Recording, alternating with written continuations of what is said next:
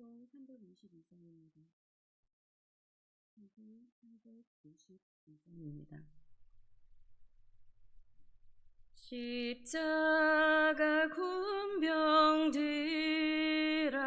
주 위에 일어나 기 들고 앞서 나가 담대히 싸우라. 주께서 승전하고 영광을 얻도록 그 군대 거느리사 이기게 하시는 십자가 군병들아 주 위에 일어나 그나 발소리 듣고 곧 나가 싸우라. 수없는 원수 앞에 주 따라갈 때에 주 예수 힘을 주사 강하게 하시네. 십자가 군병들아 주 위에 일어나 내 힘이 부족하니 주 권능 믿으라. 복음의 각주 잊고 늘 기도하면서 너 맡은 자리에서 충성을 다하라. 십자가 군병들아 주 위에 일어나 이날에 접전하고 곧게가 부르라. 승전한 군사들은 영생을 얻으며 영광의 주와 함께 왕노를 하리라.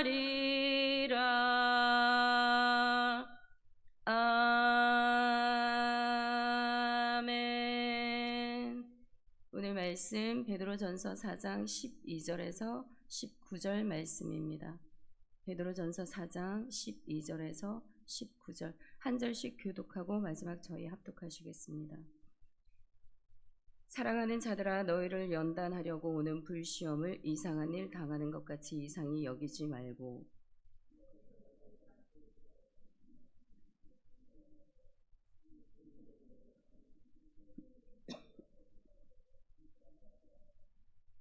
너희가 그리스도의 이름으로 지옥을 당하면 복 있는 자로다. 영광의 영 곧 하나님의 영이 너희 위에 계심이라.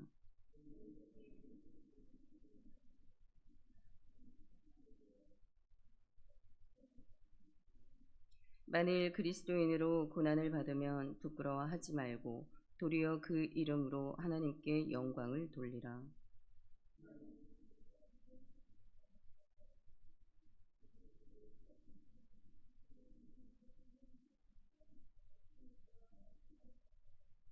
또 의인이 겨우 구원을 받으면 경건하지 아니하는 자와 죄는 어디에 서리요. 그러므로 하나님의 뜻대로 고난을 받는 자들은 또한 선을 행하는 가운데에 그 영혼을 미쁘신 창조주께 의탁할지어다. 아멘. 우리 야고보서를 보게 되면 거기에 있는 말씀 중에 우리가 살아가면서 받는 시험 두 가지에 대해서 말씀하고 있습니다. 먼저는 우리의 마음의 욕심 때문에, 정욕 때문에, 우리가 그 세상으로 오는 유혹 때문에 받는 그 시험과 고난이 있는 반면에, 또는 우리가 하나님 앞에서 견뎌내어야만 되는, 지켜내어야만 되는 그 믿음 때문에 오는 고난이 있음을 말씀하고 있습니다. 여러분, 오늘 우리가 읽게 된 이 본문은 이 후자에 그들이 당하고 있는 지금 현 시대적인 상황 가운데 그들의 믿음을 지켜내기 위해서 하나님 앞에서 견뎌내어야만 되는 그러한 시련의 믿음을 이야기를 하고 있습니다. 이러한 시간의 이 고난의 시간들을 통하여서 결국은 그들이 정금같이 재련되어져서 나아갈 것인데, 그 결국은 세상을 이기는 믿음을 갖게 하는 것이 여러분 그 시련의 고난의 시간임을 베드로는 말씀하고 있습니다. 그러니 그러한 연단 끝에는 반드시 부활의 영광에 참여하게 되어지는 그 소망을 누리게 될 것이니 지금 너희가 겪고 있는 이 고난 중에 기뻐하고 즐거워하라 라고 지금 권면하고 있습니다. 그래서 우리가 12절을 보게 되면 사랑하는 자들아 너희를 연단하려고 오는 불시험을 이상한 일 당하는 것 같이 이상히 여기지 말고, 지금 그들은 여러분 목숨값을 대신하여 그들의 믿음을 지켜내고 있습니다. 순교의 정신으로 지금 이 믿음의 끈을 놓지 않고 살아가는 그들의 삶이 지금 이 불 가운데로 지나가는 것과 같은 극심한 고통이 그들에게 수반되고 있음을 지금 말씀하고 있습니다. 그런데 이렇게 살아가는 삶 자체가 그들에게는 연속일 수밖에 없음에도 불구하고 지금 베드로는 그들에게 다시 한 번 더 권면해 주고 있습니다. 13절에 보게 되면 오히려 너희가 그리스도의 고난에 참여하는 것으로 즐거워하라. 이는 그의 영광이 나타나실 때에 너희로 즐거워하고 기뻐하게 하려 함이라. 또 다른 성경은 이렇게 말씀하고 있습니다. 이 고난은 영광이 임박했을 때에 여러분이 통과해야 하는 영적 재련의 과정입니다. 지금 이 고난의 시간들을 통하여서 하나님의 사람으로 성장되어져 가고 성숙되어져 가고 그렇게 성화되어져 가기 위하여서 지금 반드시 영적 재련의 시간들이 그들에게는 필요하다라는 것입니다. 그래서 이 고난 중에 너희가 적극적으로 그 고난에 참여해라. 능동적으로 너희가 수동적인 자세로 나아가지 말고 적극적인 자세로 그 고난을 마주하라 라고 이렇게 말씀하고 있습니다. 왜? 여기에서 고난에 대한 우리의 기쁨과 즐거움에 참여해야 되는 이유가 바로 부활의 영광이 우리에게 있다라고 말씀하고 있습니다. 여러분, 그런데 생각 한번 해보십시오. 지금 믿음을 지켜내기 위해서 자기의 목숨을 담보 삼아 이 고난을 끝까지 견뎌내야 되는데, 여러분 이러한 권면을 했을 때에 여러분 그들이 쉽게 받을 수 있었을까요?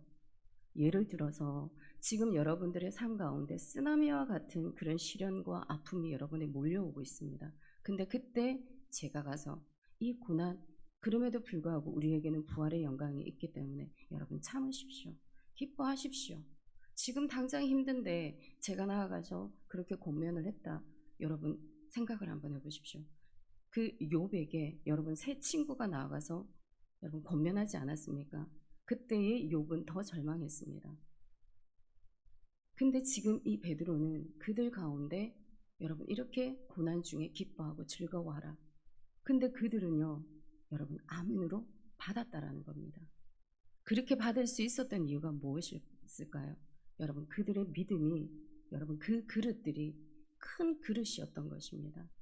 그 증거로 여러분 그들이 믿음을 저버리지 아니하고 끝까지 순교한 것만 보아서도 그들은 이 베드로의 권면을 아멘으로 받았다라는 거예요. 그리고 그들은 카타콤에 들어가는 그러한 상황 환경 가운데 들어간다 할지라도 그 믿음을 저버리지 않았음을 우리는 보게 됩니다.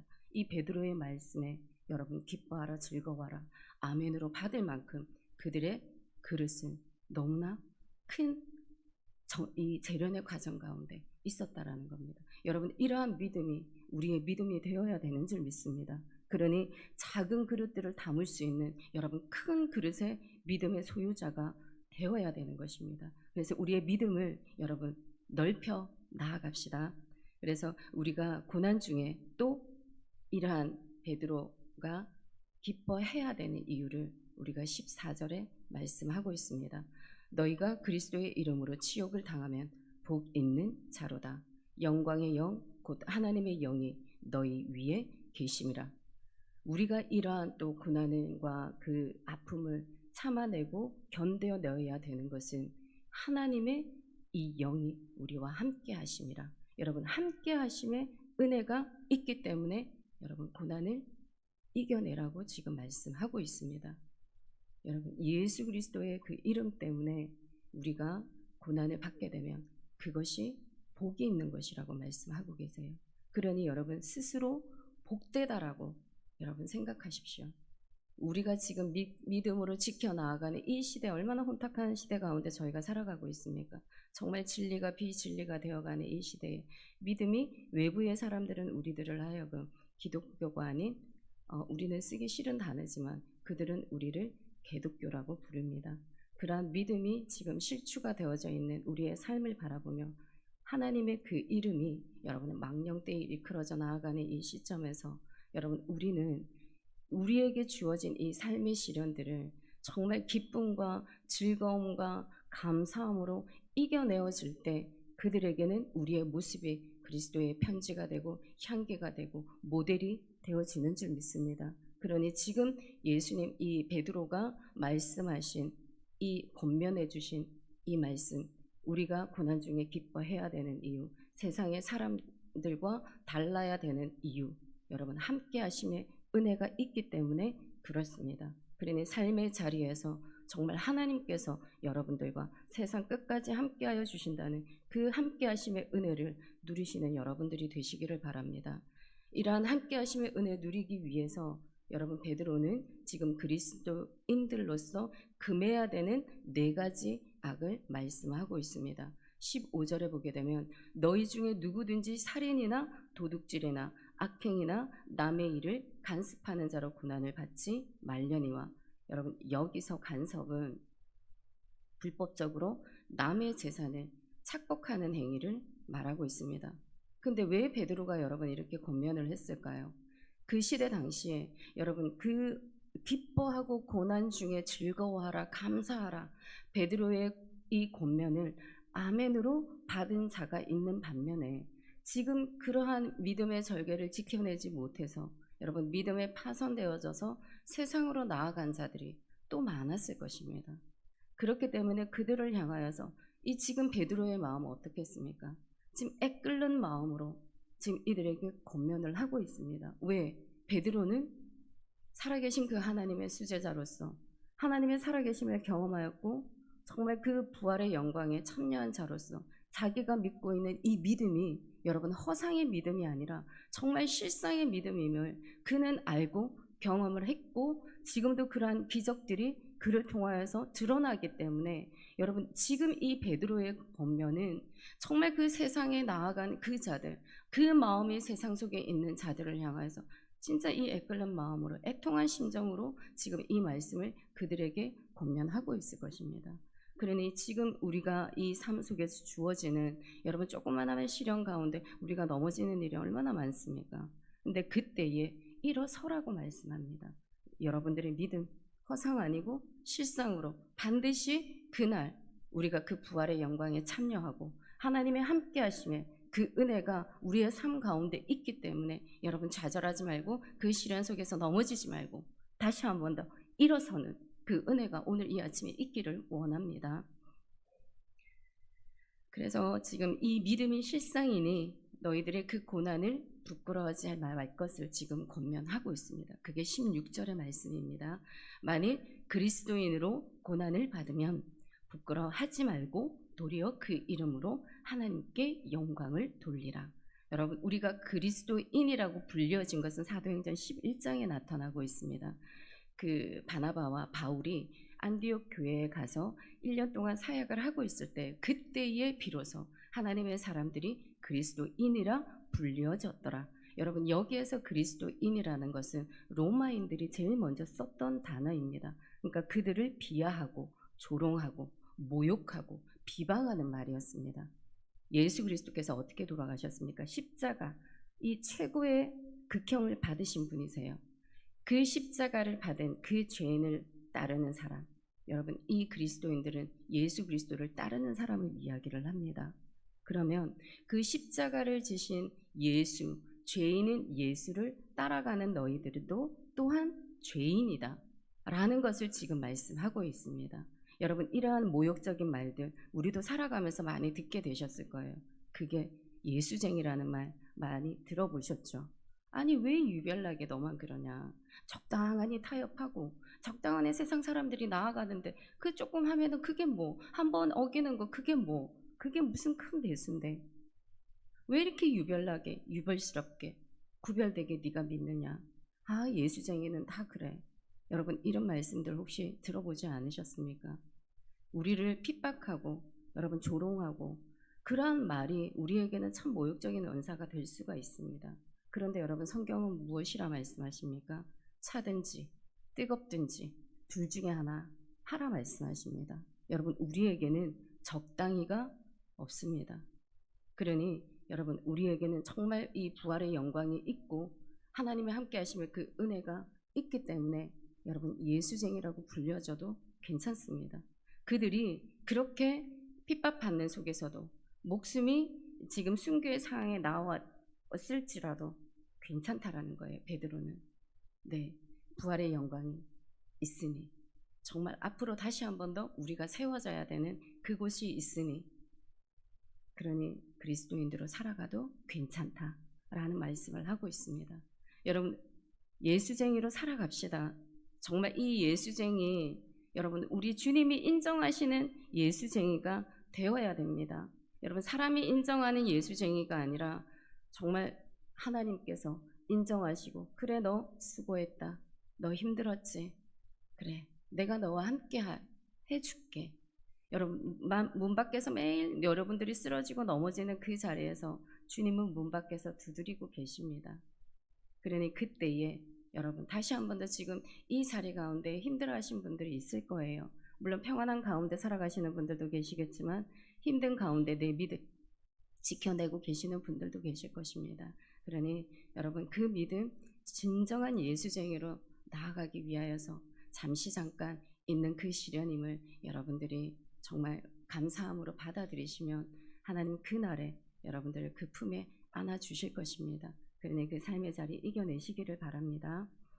그리고 우리가 또 이렇게 고난 중에 기뻐해야 되는 이유 베드로가 또 말씀하고 있습니다. 17절 18절 말씀입니다. 하나님의 집에서 심판을 시작할 때가 되었나니 만일 우리에게 먼저 하면 하나님의 복음을 순종하지 아니하는 자들의 그 마지막은 어떠하며 또 의인이 겨우 구원을 받으면 경건하지 아니하는 자와 죄인은 어디에 서리요. 여러분 우리가 그 고난 중에 기뻐해야 되는 이유 앞에서 말씀했습니다. 우리에게는 부활의 영광이 있기 때문에 그렇습니다. 하나님이 함께 하심의 은혜가 있기 때문에 그렇습니다. 그리고 또 마지막 우리의 마지막 이 심판대 앞에 서야 된다라고 또 말씀하고 있습니다. 요즘에 심판대 앞에 말씀이 너무나 많이 나오고 있죠. 근데 정말 우리가 서야 되는 이 마지막 심판대, 그러니 우리에게는 두 길밖에 없다라는 겁니다. 여러분 지금 베드로가 그 믿음의 공동체를 향하여서 이야기를 할 때 권면을 해줄 때 우리에게는 이 믿음을 지켜내는 길과 이 믿음에서 파손되어서 나아가는 길밖에 없다. 그렇게 되면 그 결국은 어떻게 되냐, 하나님의 심판이 시작이 되어질 때 그 심판이 우리 믿는 자들에게서 먼저 일어나게 될 것인데 이 상황 가운데서 너희가 믿음을 저버리고 세상으로 나아가게 되면 너희가 죄인의 신분으로 그 마지막 때 하나님 앞에 심판대에 섰을 때 무엇이라 이야기를 하겠느냐. 그러면서 다시 한 번 더 18절에서 그 구원에 대한 여러분 중요성 다시 한 번 더 거듭해서 말하고 있습니다. 우리 의인이 여러분 겨우 간신히 그 구원을 받을 수 있다라고 말씀하고 계세요. 이 경건하지 아니하는 자, 이 의인 중에는 여러분 경건하지 아니하는 자는 포함되지 않습니다. 우리의 믿음의 이 시련들을 겪어내고 정말 이 믿음을 저버리지 아니하고 끝까지 지켜내고 살아가는 여러분 이 믿음 아울러 거룩함을 우리에게 요구하고 계십니다. 그러니 지금 이러한 이 경건하지 아니한 자, 믿음에서 파손되어 나아가는 그러한 자, 죄인은 반드시 하나님 앞에 우리 의인도 설 것인데 그들도 함께 서게 되리라고 말씀하고 있습니다. 그래서 여러분, 이 문, 하나님 앞에 나아가는 이 문은 좁고 협착하여서 찾는 자가 적다라고 말씀하고 계세요.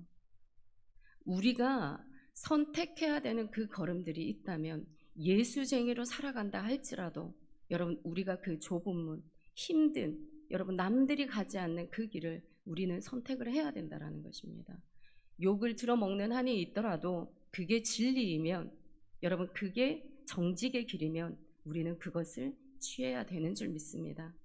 그 마지막 때에 양과 염소의 그 자리, 알곡과 가라지의 그 자리, 여러분 좋은 고기, 못된 물고기, 여러분 갈려지는 그 자리에 우리가 세워진다라는 것을 여러분 기억하시고, 정말 우리에게는 믿음의 이 고백뿐만이 아니라 정말 경건의 삶까지 하나님은 요구하고 계신다라는 것을 여러분 꼭 기억하시기 바랍니다. 그래서 이 경건의 삶, 이 믿음의 삶, 주님 오실 때까지 우리가 유지해야 될 것을 다시 한 번 더 요구를 하고 있는데, 그것이 여러분 이 19절의 결론으로 나와 있습니다. 우리 다 같이 마지막으로 읽겠습니다. 그러므로 하나님의 뜻대로 고난을 받는 자들은 또한 선을 행하는 가운데에 그 영혼을 미쁘신 창조주께 의탁할지어다. 여러분, 베드로는 이제 이 믿음의 이 결론을 내리고 있습니다. 우리의 몸을 죽여도 영혼을 능히 죽이지 못하는 그들을 두려워하지 말고 우리의 몸과 우리의 영혼을 능히 지옥에 멸하시를 그 분을 두려워할 것을 말씀하고 계세요. 그래서 지금 이 고난의 시간 이 가운데에 너희가 믿음에 파손되지 말고 그날의 심판대 앞에서 의인으로서 온전히 너희가 세워질 것을 베드로는 권면하고 있습니다. 왜? 그날에 여러분 이러한 시련과 아픔과 삶의 고난 가운데 나사로처럼 그 주님의 품에 그 영혼을 맡아주시는 그 주님의 사랑이 거기에 기다리고 있기 때문에 여러분이 이 삶의 시간들 속에, 힘겨움의 시간들 속에 이겨내시는 분, 살아내시는 분들, 나사로처럼 우리 주님께서는 그 영혼을 그 품에 안아주실 것입니다. 그러니 여러분 평안하신 분들은 평안하신 대로 그 삶의 자리에서 기쁨과 감사함으로 나아가시고, 정말 고난 중에 계시는, 힘든 중에 계시는 분들은 우리의 영혼을 항상 지키고 보호하시는 하나님의 은혜, 그것을 누리면서 여러분 그 부활의 영광에 참여할 것을 기억하시고, 여러분 이 자리 정말 예수쟁이라 불려지는 이 자리에 있다 할지라도 여러분 오늘 지금 베드로가 우리 세 가지를 말씀해 주었습니다. 부활의 영광이 있습니다. 그리고 함께 하심의 은혜가 있습니다. 그리고 또한 여러분 우리의 마지막 때에 우리의 심판 때 섰을 때 이러한 삶을 보낸 자들에게 그 영혼을 안아주시는 하나님의 그 사랑이 우리를 기다리고 있습니다. 여러분 오늘 이 아침에 꼭 이 말씀을 기억하시고 여러분 이 하루를 살아내시는 힘이 되시고 한 주간을 살아내고 여러분의 삶의 여정을 온전히 이 말씀을 붙들고 살아내셔서 그 삶의 자리에서 승리하시는 저와 여러분들이 되시기를 우리 주 예수 그리스도 이름으로 축원합니다. 아멘. 하나님 아버지, 오늘도 감사합니다. 오늘도 말씀 앞에 하나님의 형상을 닮은 하나님이 이 세 사람으로 빚어져 나아가는 이 새벽이 되기를 너무나 원합니다.